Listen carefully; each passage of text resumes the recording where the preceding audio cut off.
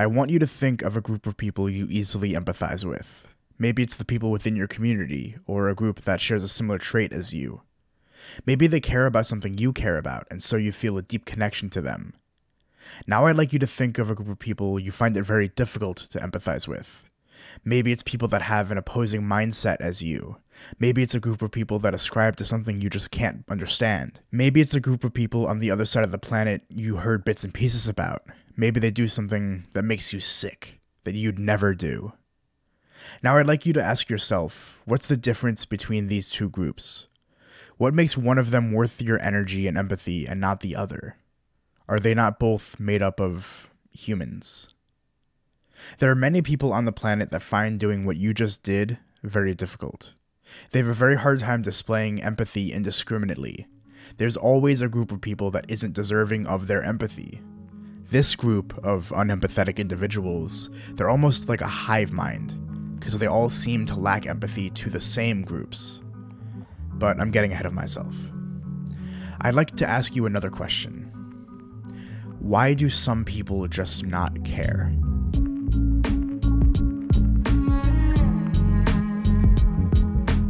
Maybe, like I said, they lack empathy, not even for certain groups, but for everyone entirely. Maybe they just don't feel empathy. Maybe it's a biological, neurological thing, like they were born predisposed to not care for their fellow human. Narcissistic personality disorder, psychopathy, sociopathy, etc. I imagine that this makes up a rather small amount of the unempathetic people that we see. Empathy is evolutionarily advantageous. If we don't help each other and all ensure each other's safety, then we'd all be much less likely to survive. So then, what causes a lack of empathy in people? The main cause, I think, is how we're raised. Imagine you spent your entire childhood being abused and treated like shit. You lived in a bubble, essentially, of just your parents and your siblings, and none of them saw that what was being done to you was wrong. None of them felt any empathy for you, or at least never showed it. It would be easy to conclude that this is normal, and thus go on living your life, treating others the same way your family treated you. Maybe someone would grow up and feel vastly different from their peers. Perhaps they're neurodivergent and have undiagnosed ADHD or autism. Maybe they're gay or bi and don't feel comfortable accepting themselves and wouldn't be accepted by the world they live in. Maybe they're trans or non-gender conforming and likewise wouldn't be accepted. So they are forced to not feel empathy for themselves and thus lack the empathy to empathize with others. Maybe someone would feel jealous of the way the world is now and how accepting everyone is. They wish the world was like that when they were young, and so only feel resentment to the world they live in now. I also don't think it's a coincidence that older people usually fall into the category of people that just don't care. There are a few reasons for this. One is simply that they're old and miss it when they could just say whatever hateful shit they wanted and get away with it. They miss the dangerous lack of accountability the culture they grew up in had. It's also because of the fact that they all have lead poisoning and thus have neurological deficits because of this, usually involving empathy and increased antisocial behavior. It's also likely dangerous that they became parents because they teach the same deficits they had and raised a generation of morally depraved loners. Many people also assume that they have no choice but to become their parents. All the horrible things their parents did they would end up doing because they're brainwashed or something. That's not how it works. Everyone has a choice to be the parent they want to be. Some people just don't have the emotional intelligence to realize that the way they were raised is the reason they're so unhappy. And so to follow in their parents' footsteps so closely is to further solidify generational trauma. But wait, many of the things I said before apply to me. I had a tough childhood growing up and going to school with a visual disability and ADHD. I often felt like a nuisance to my parents, the school system, etc. I suffered with depression for years and years throughout school and yet even afterwards. So then, why do I care? Well, let's go back to the example I gave before. You're essentially alone because everyone around you treats you like shit. The world has beaten you down and expected you to brush it off and keep going. You would be brought up thinking that this was normal and internalize all of this hardship as a problem you had. This was your fault. You were the nuisance. You were the harbinger of your own suffering. You'd acknowledge that the world is a shitty place and it was your job to get thick enough skin to survive it, but that's just one way to respond. You could externalize it. You could say to yourself that you're not the one with the problem, the world is. You could see the harbinger of your suffering not as yourself or even the world as a whole, but the systems the world has created, that people like you get put down because you're different or an easy target, etc. You could come to know the history of this, from slavery and racism to homophobia and the constant lack of gay rights to transphobia and the current genocide. There's always a group that is targeted, and it is not your fault for being a part of that group, it's the world's for targeting it in the first place. But most people don't see that. They just follow the trends without thinking empathetically. They just do what everyone else does, which is not care. Moral relativism is an interesting concept that has very thought-provoking aspects and others that are downright dangerous. I'll describe the philosophy as a whole, but will mainly be focusing on the less dangerous aspects. Moral relativity is the concept that morality is based inherently on experience and awareness of the world around you. If you have no experience or awareness of a moral quandary, you will not have a moral principle surrounding it.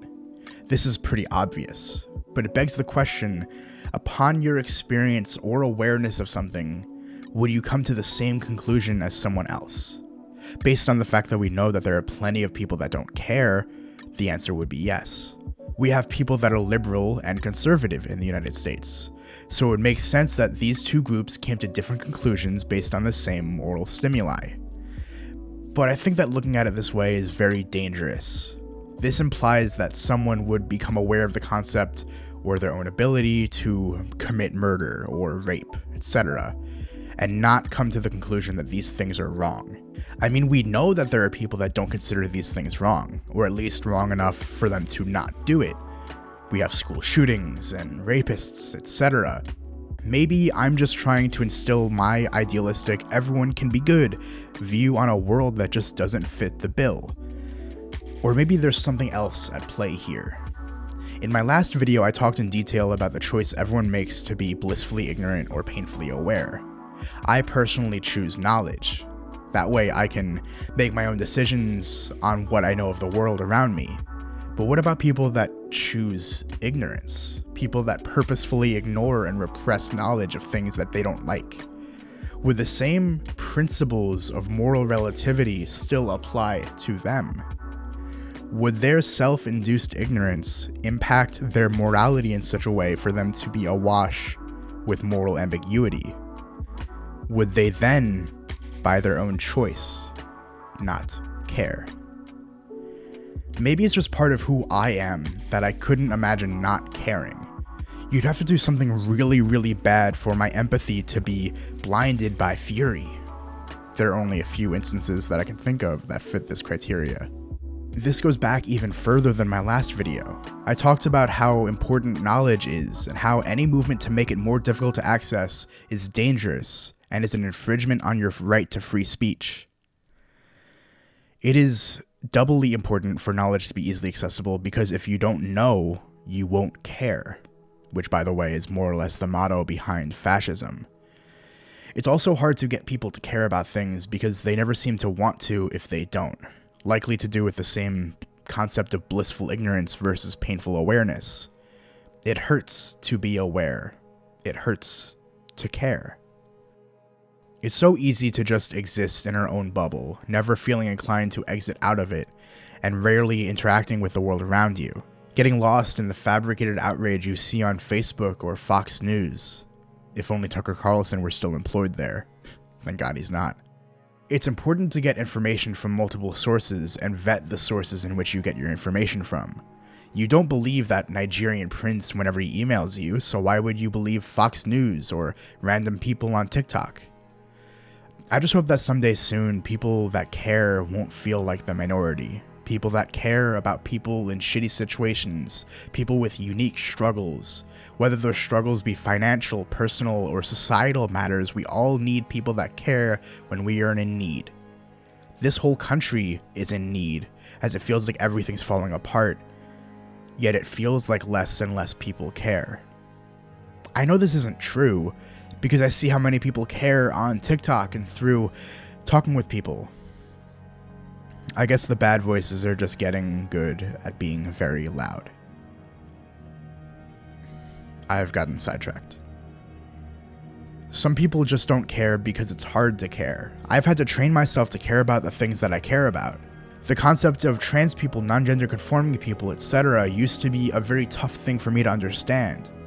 But with enough patience and empathy and learning, anyone could be as comfortably aware and accepting of it all. There are many, many, many groups that many people would think are nuts or attention-seeking or just totally off base for feeling the way they do, and yet I do my best to understand them. I've known multiple people that have DID, are furries, otherkin, etc., and while at first many of these things didn't make sense to me, over time I began to understand a bit more. I accept that these people exist, and there's no point in trying to get them to not exist. There is no reason to either. To do so is evil. I love people that haven't proven they don't deserve my love. This includes people whose lifestyles I don't understand. I know that there's an endless amount of misinformation and intentionally misleading takes and representations on things that I've just realized I have to ignore. People are people, and they always will be. And something very important and worthy of protecting about people is that they're all different. And that's beautiful and important and powerful. Next time you don't understand someone and the way they live their life, either realize that it's none of your fucking business or try your best to understand.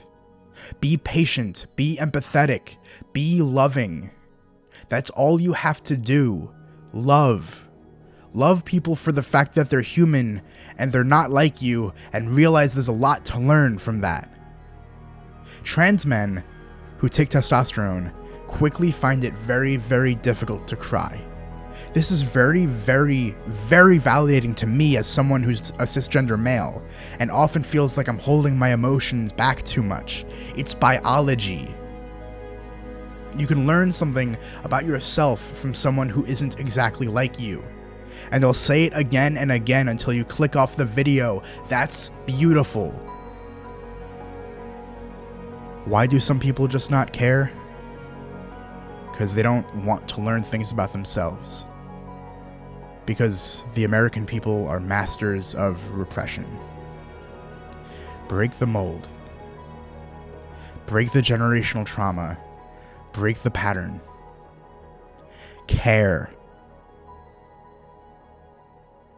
Thank you for watching.